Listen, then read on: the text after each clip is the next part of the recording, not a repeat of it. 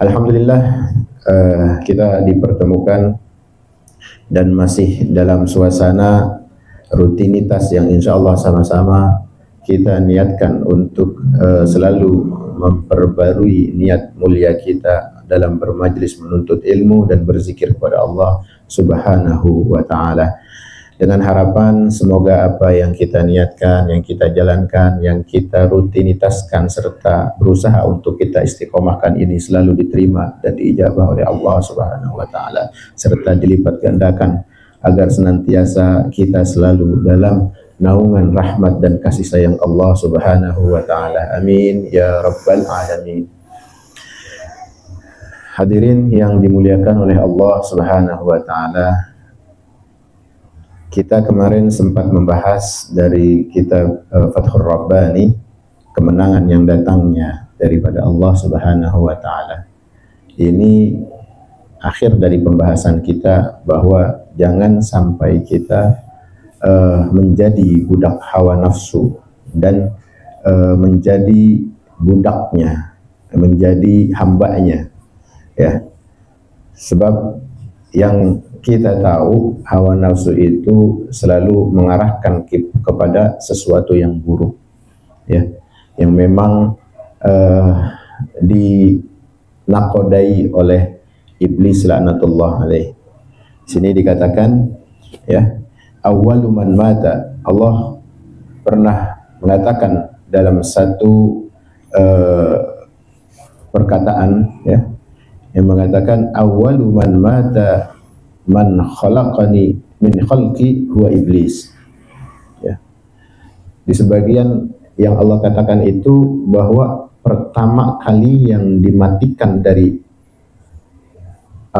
makhlukku adalah iblis.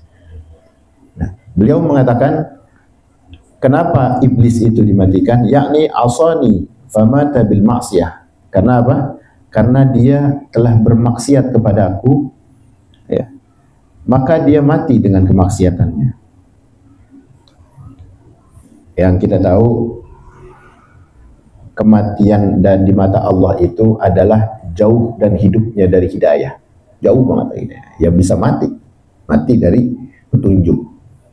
Udah dari dulu udah dianggapnya mati, karena memang yang awal-awalnya makhluk bermaksiat kepada Allah adalah iblis laknatullah, mengingkari daripada apa? Perintah. Sebetulnya kalau kita ngelihat dosanya iblis itu cuma apa? Cuma satu, sombong, dia ngerasa lebih, ya. Tapi manusia yang sekarang model pengen ngelebihin martabatnya dari amalan iblis. Iblis cuma itu doang. Kalau orang kan enggak. Orang dia bisa nyakitin saudaranya, ya. Iblis kan kagak. Orang bisa bunuh emaknya sendiri, itu dengan nafsu, dengan amarah-amarah yang luar biasa. Iblis sampai heran kali kalau ngeliat, wah gitu-gitu amat, selingkuh, ya. Bahkan ada yang nauzubillah sama anaknya sendiri. Ya ini udah akhir zaman. Makanya kemarin sempat terakhir kita bahas bahwa ya, molnya kemunafikan dan kekufuran itu memang menyeruak udah di akhir zaman ini. Maka kita disuruh untuk minta perlindungan dengan kita berkhalwah. Ya. Itu kalau melihat amalannya manusia, ya, sampai kejahatan-kejahatannya itu membuat iblis sendiri yang keheranan. Ada yang model begitu, mau ngelampauin kejahatan yang tidak pernah dilakukan oleh iblis, itu manusia, gitu. Makanya ketika dimiliki oleh seorang yang beriman atas kontrol nafsunya, diangkat oleh Allah derajatnya di atas dari kemuliaan makhluk-makhluk yang lain, di atas rata-rata. Kalau udah sampai manusia memiliki kontrol dari nafsunya, memiliki sifat yang memegang erat ketauhidan. Kaifa taskunu ilaihi wa taqbalu minhu wa bayyanahu wa bainaka damun wa adawatun qadimah la ta'manu ilaihi. Jadi gimana kita nggak bisa lari dari godaan iblis, sedangkan syaitan itu atau iblis sendiri rumahnya disiapin dalam hati, difasilitasin, dialemin, dikasih tuh urutan-urutan yang step by stepnya itu memanjakan, dikasih tempat. Sedangkan di dalam darah dagingnya ada dendam yang kita semua tahu. Ingin apa? Ingin menjerumuskan Bani Adam. Ya. Nah, aneh jadinya kalau ngakunya gua nggak mau ngikutin iblis, tapi apa? Tempatnya disiapin. Ya. Di rumah dikasih fasilitas tuh. Kemarahan, dendam, iri, dengki, syirik. Ya gimana kita mau merasakan nikmatnya apa? Ibadah. Gimana kita mau meraih kemuliaan harumnya apa? Harum-haruman surga dari ilmu dan majelis-majelis ibadah. Nggak bakal kita dapat keharuman itu. Habis pulang dari mana-mana, di rumah udah sejajar lagi. Nggak ada dia salam, nggak ada dia bersolawat, nggak ada dia berbacaan. Gitu. Padahal awal dari maklumat kita melangkahkan dari rumah serta pulang itu semuanya dengan zikir. Gitu. Jangan sampai malah amalan-amalan yang kelihatannya remeh, tapi itu dahsyat bukan main, sampai bisa mengusir iblis dari tempat. Nah itu nggak dijalani sama orang kita. Tahu doang tahu. Kita kan tahu paling salam doang. Coba baca ta'awuz, baca al-ikhlas, baca doa-doa perlindungan. Nah itu yang bikin rumah itu penuh dengan apa? Penuh dengan keistimewaan dari ilmu yang kita bawa pulang. Jadi fasilitas surga itulah yang kita siapin. Bukan malah iblis yang dikasih tempat. Yang ngakunya jadi musuh tapi kagak mau ngejalanin gimana. Apalagi kalau udah sampai rumah, udah nggak tahu apa-apa, mungkin curhatnya malah curhat gibah. Lu dari mana ya? Dari sana. Bener-bener dah tadi aduh, dia tadi beli ini beli itu. Udah dia yang sakit, orang yang untung, orang yang dapat keberuntungan. Nah, itu fasilitas apa? Fasilitas iblis dia lagi siapin. Akhirnya kenikmatan nggak dapet, ya kan? Ibadah juga nggak terasa nikmatnya, nggak terasa ada kewajiban yang bisa menggugurkan satu bencana hatinya, ya kegersangan hatinya. Nggak bisa lah. Kita ngaku katanya orang Islam, tapi kita tidak menjalankan apa yang memang disyariatkan. Gitu. Palingnya cuma jadi ya kalau sholat udah sholat gue bilang ntar aja dah, gue baru kotor badan gue nih, ntar-ntaran aja, nundanya udah sambil kesel kan, lu gak usah pakai ngingetin gue dah gitu. Tapi gilirannya apa? Ngingetin saudaranya yang dia dengki, udah girang amat.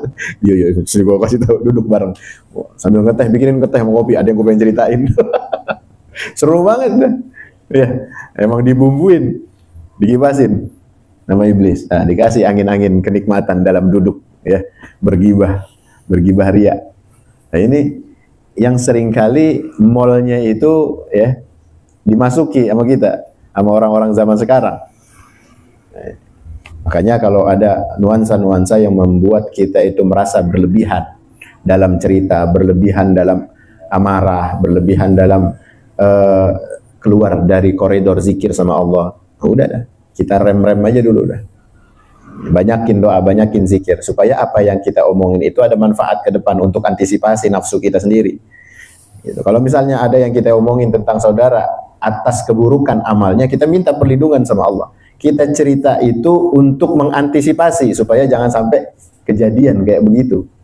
Supaya jangan racun-racun itu nginggap, nempel. Gitu. Kita kan kalau pengen tahu itu racun apa enggak, kan perlu diceritain. Ceritanya itu bermaksud untuk menanggulangi. Nah, itu beda sama sengaja-ngaja sama menikmati. Apalagi ada yang kaitannya sama namam, mengadu domba. Orang yang kagak tahu keburukannya apa-apa jadi tahu, bukan dasarnya antisipasi tapi dasar kebencian. Gitu. Nah, ini bahaya. Ini yang bakal menggerus dari amal-amal soleh kita yang udah kita tabung, kita kumpulin. Nah, itu kan jadi kegerus tuh. Kebagi jadi sama dia pada. Nah, jangan sampai kita yang sering kita katakan kita bangkrut di akhirat, salah satunya dengan amalan-amalan yang kayak begitu. Ya, apalagi kalau sampai ngomongin orang soleh, ya nyirikin orang soleh. Teman kita yang kagak tahu apa-apa, yang hatinya lempeng-lempeng aja diomongin. Ya, yang kalau omongan itu beliau dengar itu sakit hati. Nah, itu kan gibah gitu jurusnya. Dzikruka akhaka bima yakrah. Itu kalau kita memfasilitasi rumah kita dengan apa namanya, pasar online-nya iblis. Pasar online dah, bukannya mall lagi. Kalau online kan udah bisa ada apa namanya, kurirnya datang ke rumah. Datang sendiri itu. Nikmat aja rasanya. Teman-teman datang juga begitu isinya. Makanya kita harus menjauhi, ya. Kita pembahasan ini agar beliau mengingatkan kepada kita kalau memang ingin memurnikan hati kita dari hal-hal yang merusak akidah serta merusak nilai-nilai ibadah, itu dikikis pelan-pelan. Ya, sifat-sifat yang memang menjadi fasilitas pasar di rumah kita itu buat iblis betah. Iblis kan kenapa betah di mall? Karena emang rumahnya iblis di mall. Balik ke rumah di kamar mandi. Emang di mall emang tempatnya. Tempat kebohongan, tempat tipu daya. Nah gitu. Jangan kita malah kasih ruang di rumah. Sama anak bini apalagi, nauzubillah min dzalik. Karena itu beliau mengingatkan agar kita menjauhi dan menyelaraskan diri kita dengan akidah yang kita paham.